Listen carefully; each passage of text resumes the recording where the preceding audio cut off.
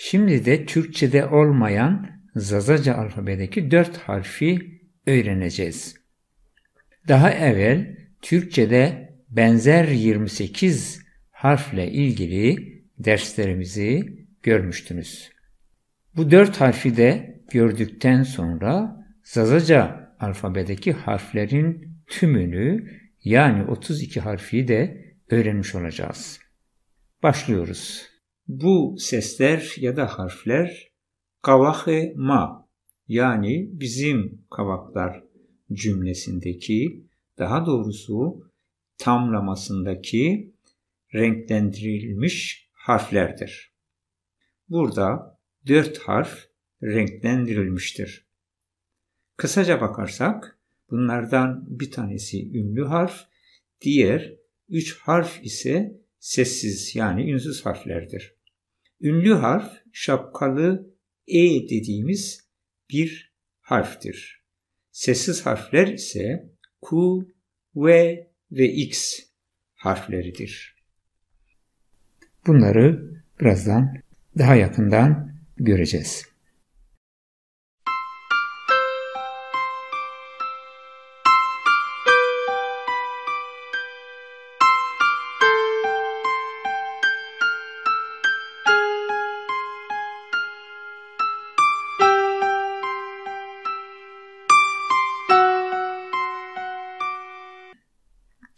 Evet, şapkalı E harfiyle başlayalım.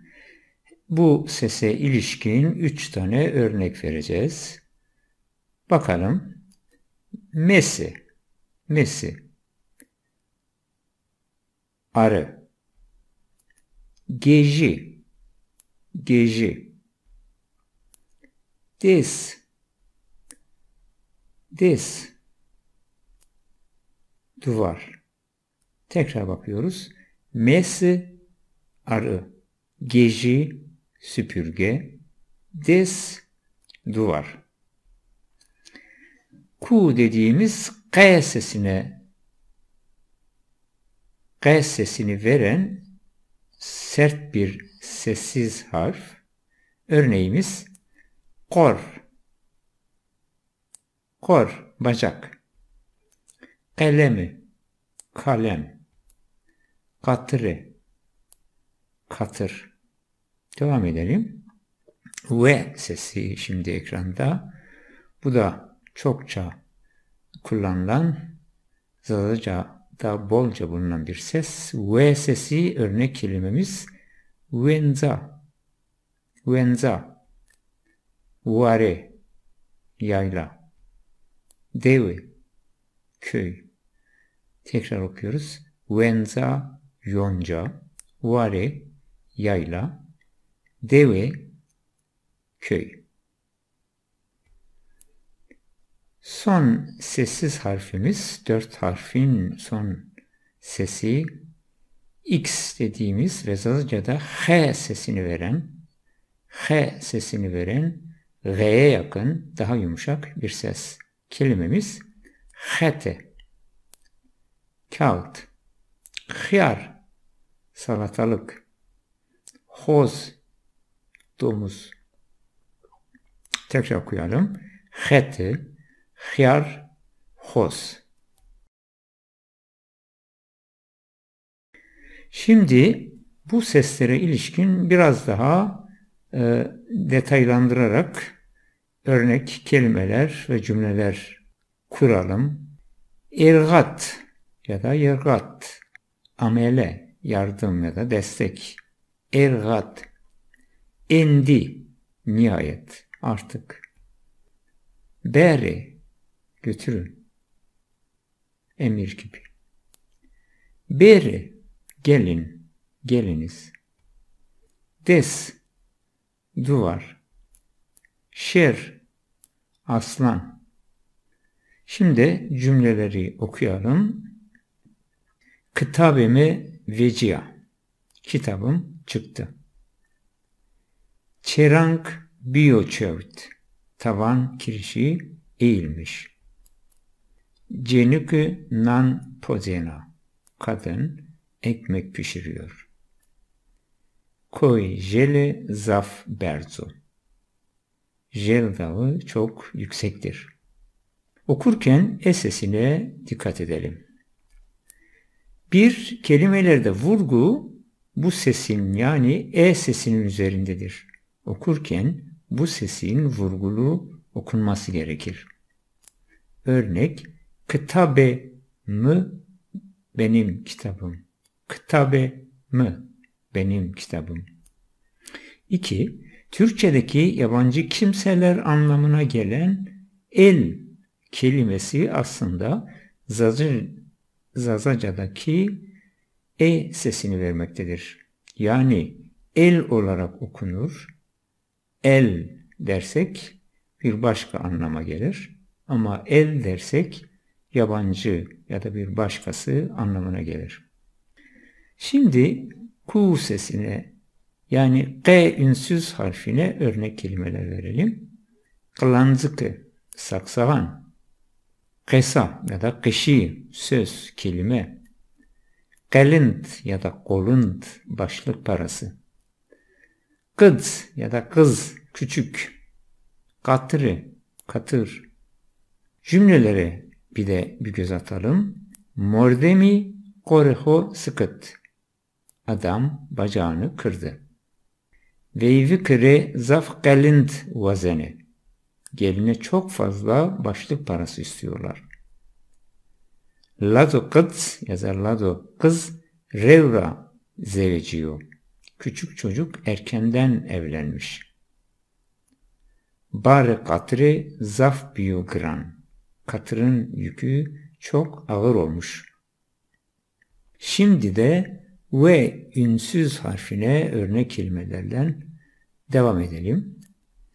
Vay, vay demiyoruz. Vay, bacı, kız kardeş. Vare, yayla. Verde, yemek. Ves ya da veş, tatlı. Vereza, yeğen.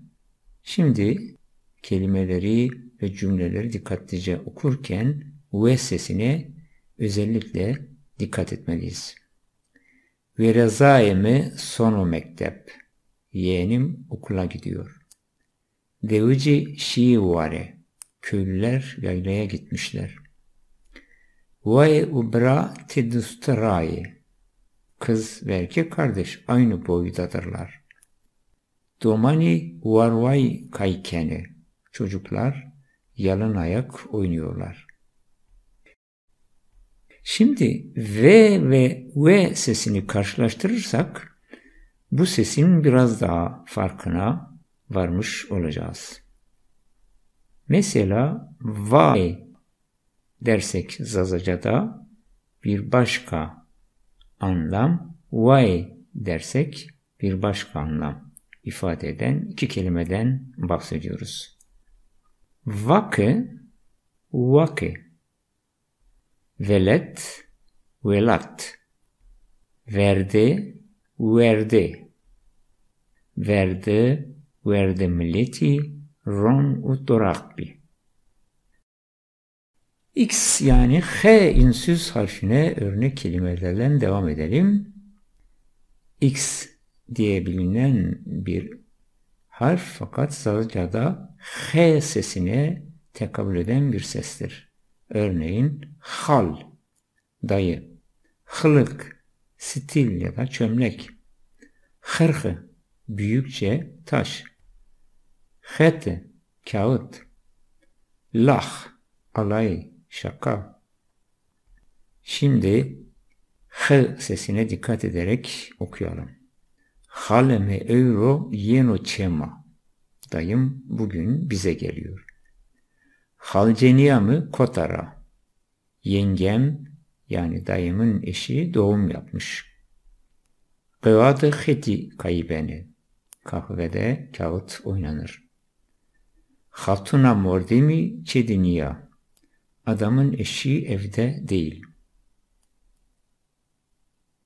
Evet, bu derslerimizde Zazaca alfabesinde olan, Türkçe'de olmayan 4 ayrı sesi gördük. Böylelikle Zazaca alfabesindeki 32 harfi umarım tanımış olduk. Bundan böyle bu derslerden sonra adım adım Zazaca okuma ve yazmaya giriş yapabiliriz. Zira alfabedeki sesleri ve ona denk düşen sembolleri, yani harfleri ya da sesleri bu iki dersimizde görmüş olduk.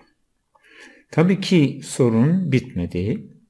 Zira Zazaca'da olup bir harf gerektirmeyen, özel olarak alfabeye girmesi gereken bir harfe ihtiyaç duymadan kullanabileceğimiz, yazabileceğimiz sesler daha vardır. Önümüzdeki derslerde bu sesleri göreceğiz. Böylelikle adım adım Zazaca alfabesinin ya da Zaza dilinin derinliklerine bir yolculuk yapacağız.